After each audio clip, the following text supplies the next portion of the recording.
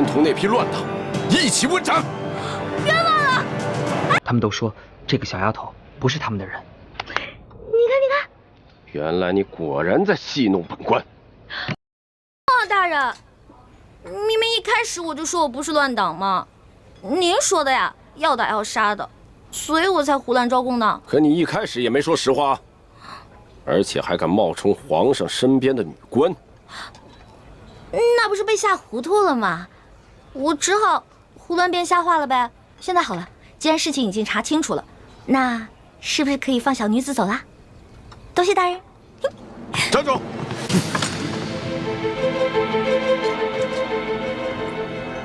如果你没有戏弄本官，本官或许还可以放了你。可现在嘛，就算你不是乱党，多半也是江湖骗子。来人，给我带走！明日连同那批乱党一起问斩！冤枉了！哎，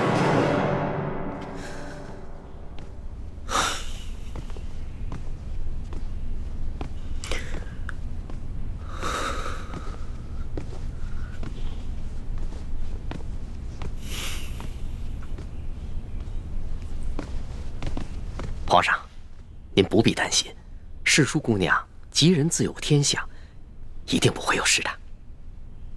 可是朕的眼皮跳个不停，心里也有些发慌。朕总觉得一环好像遇到了什么危险。皇上，您这是关心则乱了。皇上，微臣参见皇上。起来吧。怎么样？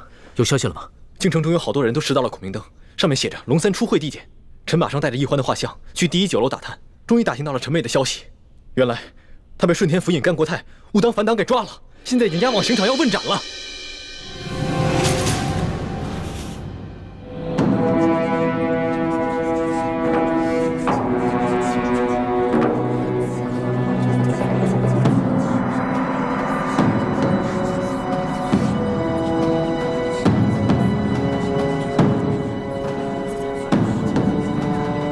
怎么又看懂了？都在处决呢。这么多人，是吗？你说这么全都是人吗？都乱党。乱党可都什么乱党的呀？这呀，十有八九是被冤枉的。这。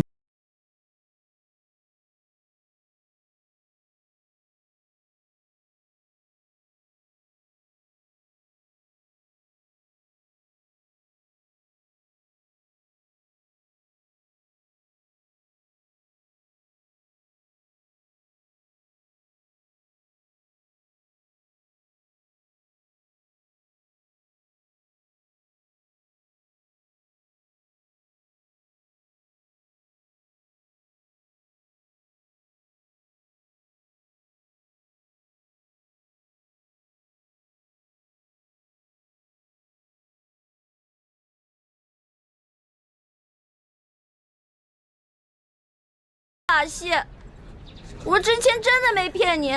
其实我说的那个同党根本不是我的同党，他是我的结拜兄弟龙三。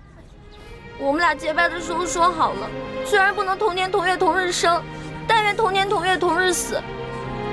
可我这都要死了，他连最后一程都不来送我。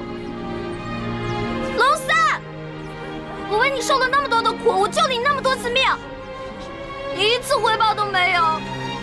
结果我这回京了，还糊里糊涂的把命给弄丢了。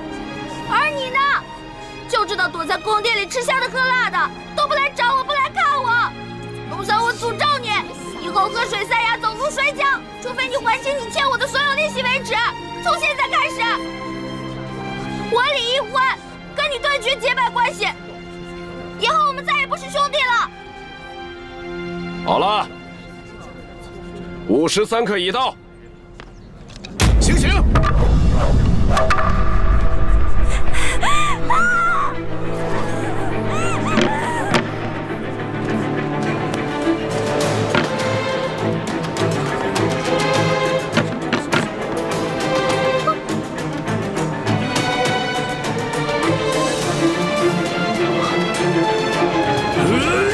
刀下留人！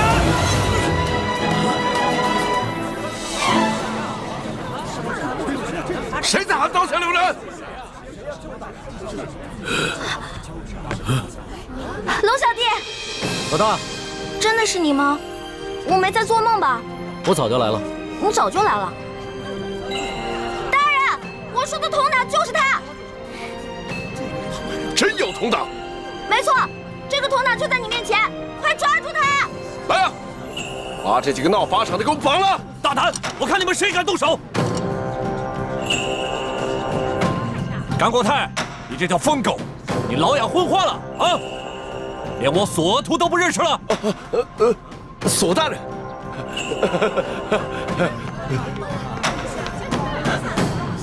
索大人，您怎么来了？我怎么来了？睁开你的狗眼，好好看看，还有谁来了？大人，您这招引蛇出洞，没把蛇引出来，没想到倒引来个真龙天子。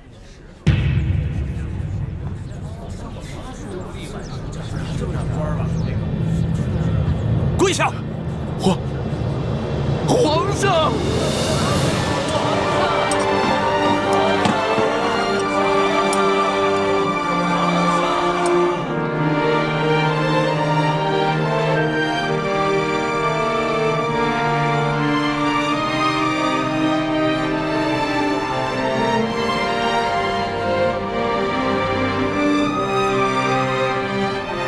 各位臣民，各位百姓，朕接到密奏说，顺天府尹甘国泰贪赃枉法，为求加官进爵，竟大肆抓捕良民，冒充反党，滥杀无辜。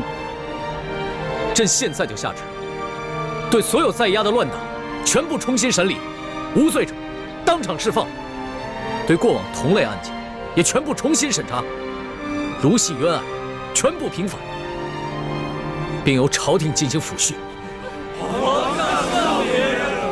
皇上圣明！皇上圣明！皇上圣明！今天虽然救下欢梅，还有其他几个联盟的兄弟，却又让康熙收获了民心。顺天府尹甘国泰贪赃枉法，草菅人命，证据俱在。来人啊，摘取他的顶戴花翎，移交刑部审理。这皇上饶命啊！微臣知道错了，皇上饶命啊！走，微臣知道错了，皇上饶命啊！堂妹，哥，让朕来。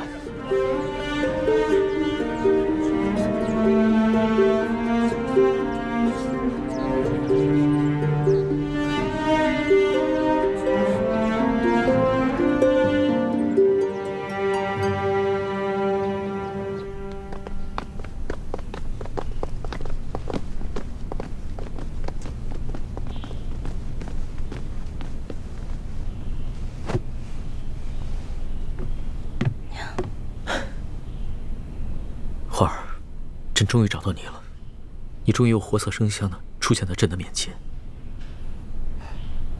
皇上，你刚才那么任性张扬的把奴婢抱进来，这要让太皇太后看到了，又该说奴婢魅惑皇上，坏了宫里的规矩了。朕顾不了那么多了，你放心，有朕在，谁都伤害不了你。我问你，你那么早到刑场了，为什么那么迟才露面啊？朕既然去了刑场，那当然不能只救你一个人了。朕还要体察一下民情，去看看这个顺天府尹甘国泰到底做了一些什么。但是朕在暗中布置了众多的大内高手，会保护好你和死囚的性命。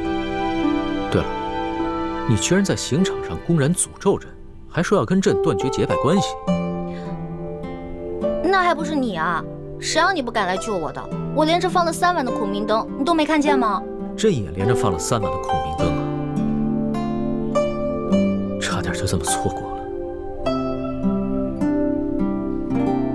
其实我嘴上骂你，说要跟你断绝关系，那也是为了你好啊。因为我怕我真死了，你就会应了那句同生共死的誓言了。朕知道，你一向是刀子嘴豆腐心的，就是这个甘国泰太可恶了。你好不容易从刘德昭的手上逃脱，又把这些贪官污吏给抓起来。你放心，朕一定会一个一个的办了他，替你出了这口气。你不怪要替我一个人出气，我只希望你可以记得在微服私访的时候你对我的承诺，整顿吏治，让全天下的老百姓过上好日子。你放心吧，朕不会忘记的。但是朕现在不想谈国事，你等着。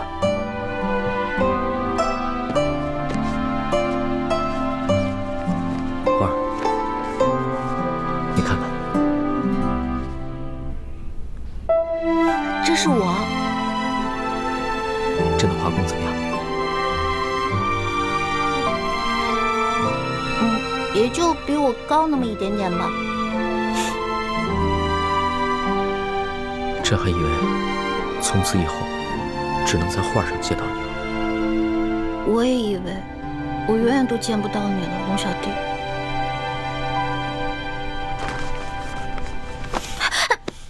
你干什么呀？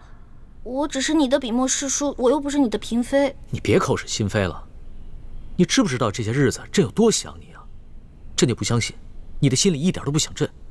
我，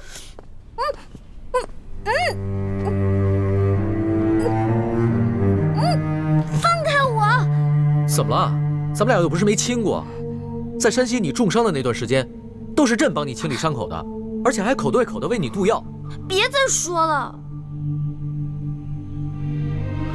微臣参见皇上。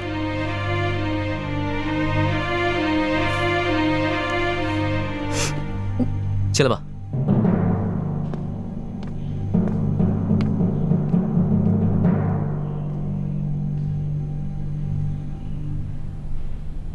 皇上，奕欢脚受了伤，还是容臣先为他治伤吧。行，你先给他看看脚伤吧。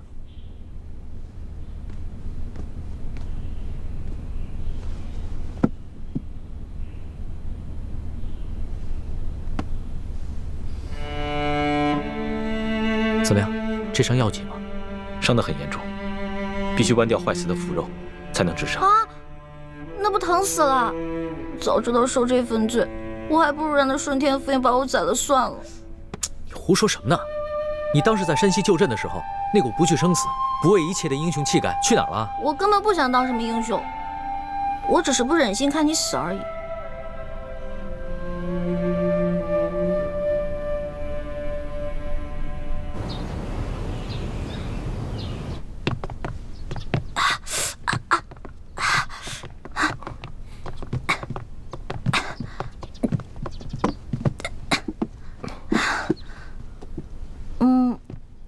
行了，我这没什么事儿了，你们先下去吧。是。朱哥哥，朱哥哥，我们节后重逢，你为何看上去那么不开心啊？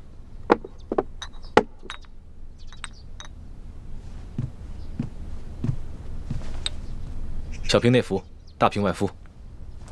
我是欠了你钱了，还是偷了你的米了？这脸臭的跟死鱼烂虾似的。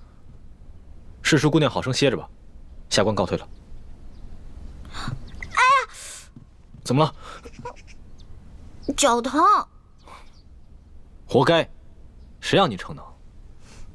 真的特别疼。你是脚疼，我是心疼。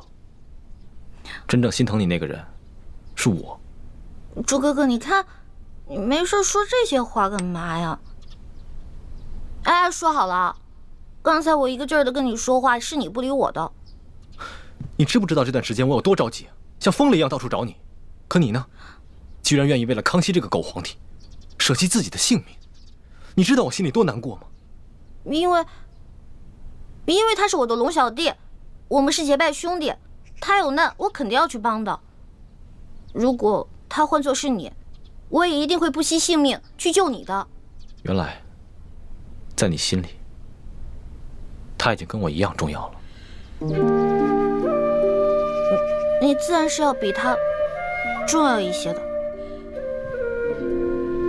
如果有一天我们兵戎相见，你会帮谁？我自然还是会帮你的，朱哥哥。也不知道你现在说的话还有多少是真的。但就算你说的是假的，只要你还愿意撒谎哄我开心，我也把它当成是真的。和美，你记住了，不许再为康熙以身涉险了。因为他如果没有你，他还可以继续做他的大清皇帝，还有他的3宫6院72妃。而如果我没有你，我真的是生不如死了。朱哥哥，你没有了我，你还有光复大明的大业啊！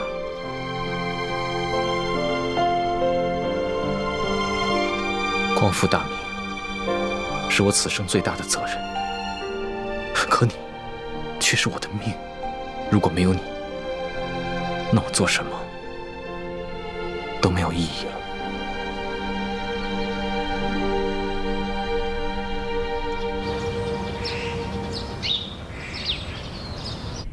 皇上竟然为李易欢去大闹法场，这成何体统？太皇太后，其实这也怨不得皇上。那顺天府尹啊，错抓了一批无辜百姓，冒充是对抗朝廷的乱党去邀功。皇上在法场亲自处置了这个顺天府尹，主要是为了安抚民心，倒也不全是为了世淑姑娘。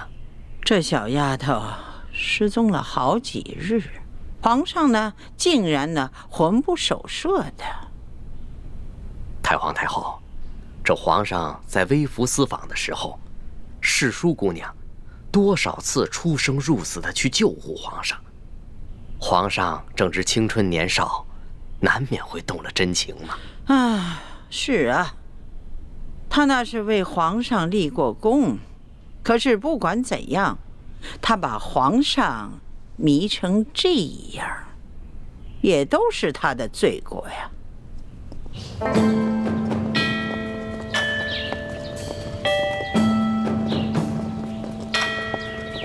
皇后驾到！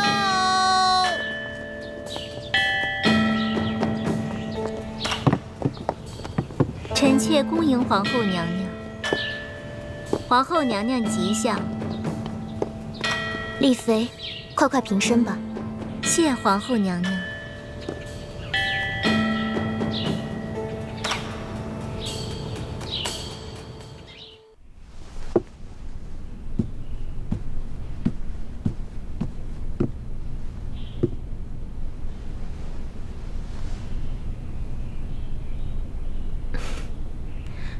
妹妹这如今升了妃位，是越发风华出众了。妹妹何德何能忝居妃位，全靠皇恩浩荡。本宫此次操办的典仪，妹妹可还满意？当然满意，只是让皇后娘娘太过操劳，妹妹心里实在是不安。妹妹不必客气，打从妹妹这一进宫，本宫就觉着妹妹啊是个拔尖儿的。必定能得到皇上的恩宠，这不，才几个月的时间，妹妹就从贵人升到了嫔，如今又升到了妃位，真是可喜可贺呀！皇上不过是念在王父的情分上，体恤妹妹罢了。如今，妹妹已是无父无母的孤女了，以后还要仰仗皇后娘娘多多照应。本宫此次来呀，就是想跟妹妹说一些提起的私房话。你们都退下吧。是。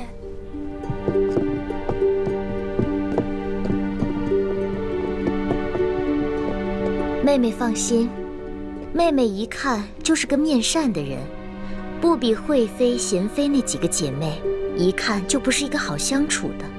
以后在这后宫之中，我就只对你另眼相看，妹妹也不必拘束，尽管把本宫当作自己的亲姐姐，你我姐妹互相扶持，相亲相爱，岂不甚好？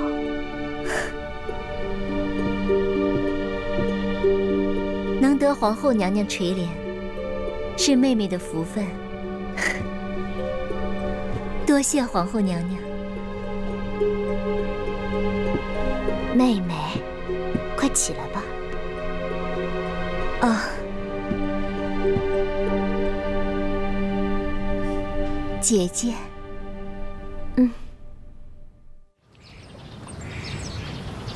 听说妹妹和这个世淑姑娘李易欢走得很是亲近，说不上亲近，只是皇上吩咐了，说世淑姑娘生性好动，怕闷，命妹妹时常去永乐斋多走动。皇上曾吩咐过本宫和所有的嫔妃，无事都不要去永乐斋。这意思是不希望我等和这个李易欢有所交集，却唯独让妹妹多去永乐斋走动走动。看来皇上心里对妹妹，也是对别人有所不同的。姐姐千万别误会，只是皇上看妹妹性子软糯，不易与人起争端，所以才吩咐的。如今妹妹已是无父无母，无依无靠，皇上的吩咐，妹妹不敢不听啊。感情在皇上的心里，妹妹还不及李易欢尊贵。妹妹是堂堂丽妃，倒成了陪她一个笔墨世书解闷儿的，可不是吗？啊，妹妹，不瞒你说，本宫看到皇上为了李易欢如此着迷，本宫真是忧心如焚呢。姐姐，您贵为皇后，乃是后宫之主，那李易欢再受宠，也不会威胁到您的。如果只是威胁到我这个皇后，倒也是好了。就怕他威胁到的是皇上，是我大清的江山。啊！姐姐何出此言？你此次跟皇上在山西被刘德昭和一帮神秘杀手追杀，显然是身边出现了奸细，故意泄露了你们的行踪。这思来想去，唯有李氏兄妹最为可疑。可是皇上跟妹妹说，那些刺客都是平西王的手下呀。可能这李氏兄妹就是平西王派来的奸细。李易欢此次舍命救皇上，有可能就是一出苦肉计吧。妹妹，你说本宫能不忧心吗？不瞒姐姐，此次我随皇上出巡，我看着李氏兄妹，倒没有什么可疑之处啊。这知人知面不知心呢。